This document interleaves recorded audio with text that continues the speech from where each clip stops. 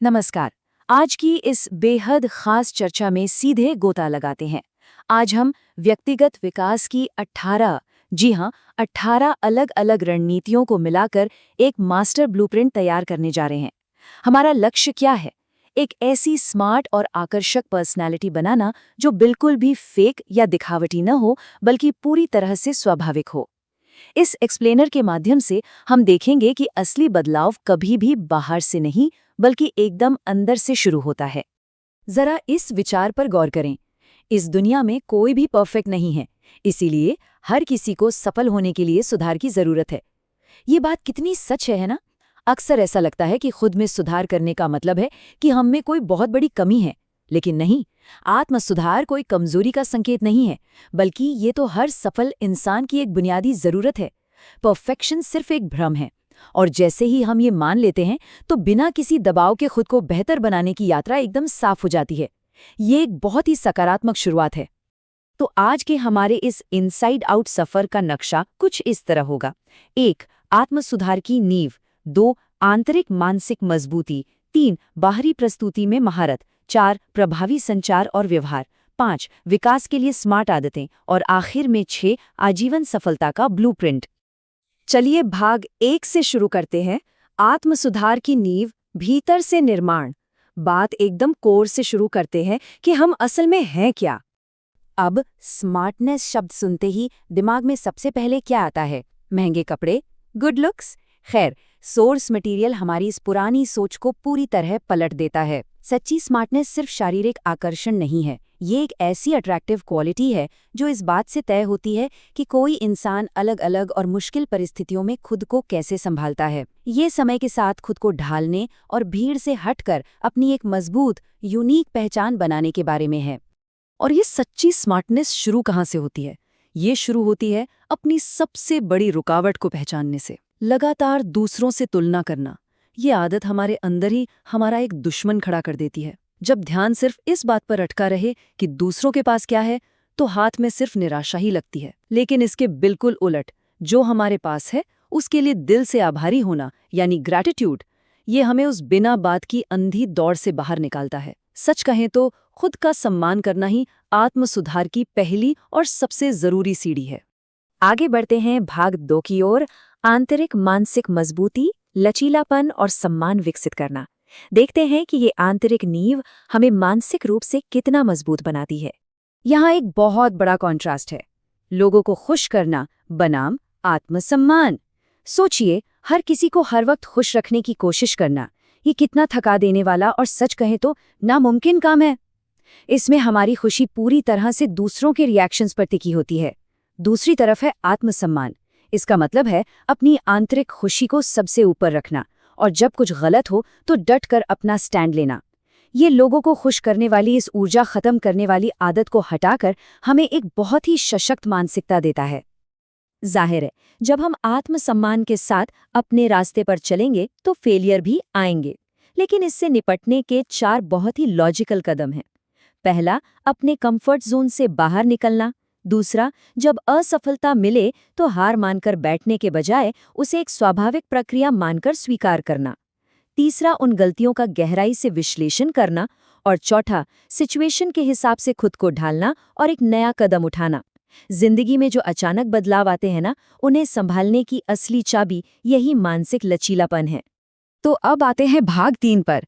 बाहरी प्रस्तुति में महारत, आंतरिक स्वरूप को दुनिया के सामने लाना।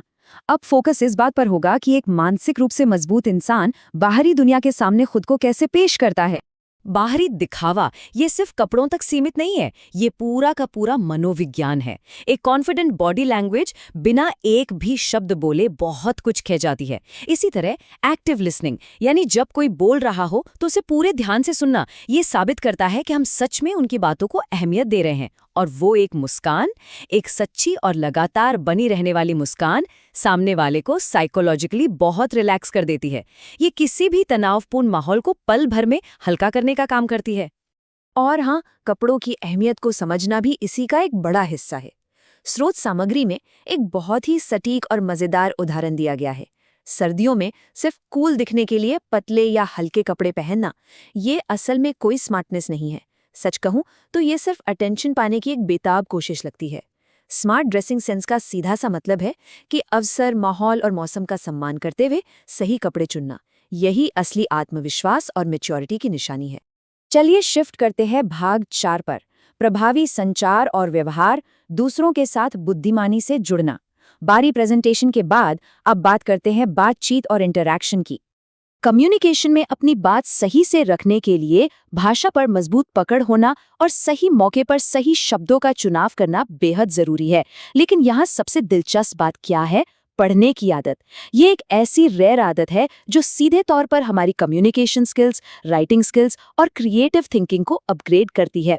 फिर चाहे वो प्रोफेशनल लाइफ हो या पर्सनल रिश्ते, किताबें पढ़ना हमें बहुत ही स्मार्ट तरीके से अपनी बात रखना सिखाता है। अब हम पहुंच गए हैं भाग 5 पर, विकास के लिए स्मार्ट आदतें, प्रगति का दैनिक इंजन।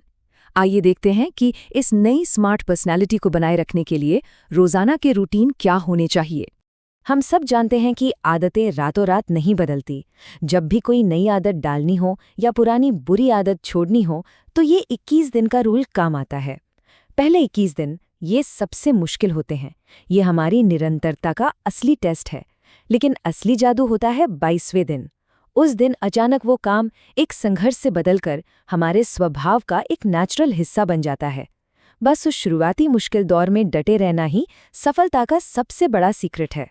हमारे सोने और उठने का समय हमारे पूरे दिन की दिशा तय करता है।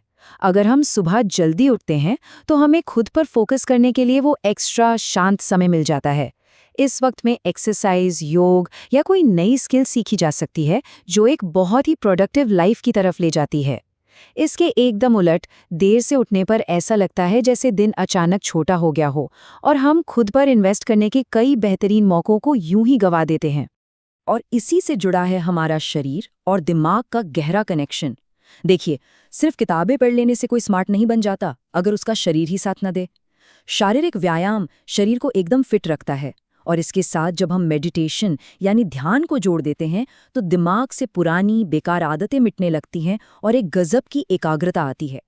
सच तो ये है कि इन दोनों के तालमेल के बिना जीवन में किसी भी बड़े सुधार को लागू कर पाना लगभग नामुमकिन सा है। अब इन सब आदतों के बीच समय प्रबंधन यानी टाइम मैनेजमेंट को कैसे भूल सकते हैं? सिर्फ काम करते रहना काफी नहीं है, ये जानना भी उतना ही जरूरी है कि कब रुकना है। हर काम के लिए एक सख्त टाइम लिमिट तय होनी चाहिए। अगर हम किसी एक ही काम में जरूरत से ज्यादा समय लगा देते हैं तो हम अपना पोटेंशियल वेस्ट कर रहे होते हैं और इससे वो बैलेंस बिगड़ जाता है जो सच्ची सफलता के लिए बहुत जरूरी है। इस विश्लेषण के आखिरी चरण में आते हैं भाग 6, आजीवन सफलता का ब्लूप्रिंट, भविष्य को सुरक्षित करना। इस ग्रोथ को हमेशा के लिए कैसे बनाए रखा जाए, अब हम वो समझेंगे।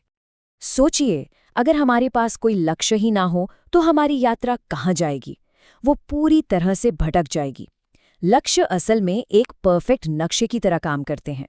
जब एक साफ लक्ष्य सामने होता है तो न सिर्फ हमें रोज सुबह उठने की एक मजबूत प्रेरणा मिलती है, बल्कि हर दिन होने वाली वो छोटी छोटी प्रोग्रेस देखकर एक बहुत ही जादुई खुशी का एहसास होता है।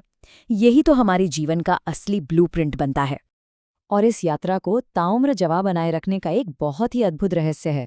हम अक्सर सोचते हैं कि बढ़ती उम्र का असर दिमाग पर कैसे रोका जाए। इसका सीधा सा जवाब है लगातार सीखते रहना। जब हम अपने कंफर्ट जोन से बाहर निकलकर कुछ नया सीखते हैं तो कॉन्फिडेंस का एक ऐसा शानदार चक्र बनता है जो हमें लगातार बेहतर करता है। इससे हमारा दिमाग कभी बूढ़ा नहीं होता, वो हमेशा तेज और नई चीजों को तुरंत ग्रहण करने के लिए तैयार रहता है। तो इस पूरी चर्चा के अंत में एक बहुत ही गहरा सवाल छोड़कर जाते हैं। हमने आज देखा कि एक स्मार्ट पर्सनालिटी कोई बाहरी दिखावा नहीं है, बल्कि अंदर से बाहर की ओर होने वाला 21 दिनों का एक बहुत ही लॉजिकल बदलाव है। स्रोत सामग्री ने हमें पूरा ब्लूप्रिंट दे दिया है। अब सोचने वाली बात बस ये है, इस ज्ञान को अमल में लाने के लिए कल सुबह उठकर वो पहली आंतरिक आदत कौन सी होगी जिसे हम पूरी तरह से बदलने का चुनाव करेंगे। ये फैसला पूरी तरह से हमारा है। इस एक्सप्लेनर में हमारे साथ बने रहने के लिए बहुत बहुत धन्यवाद।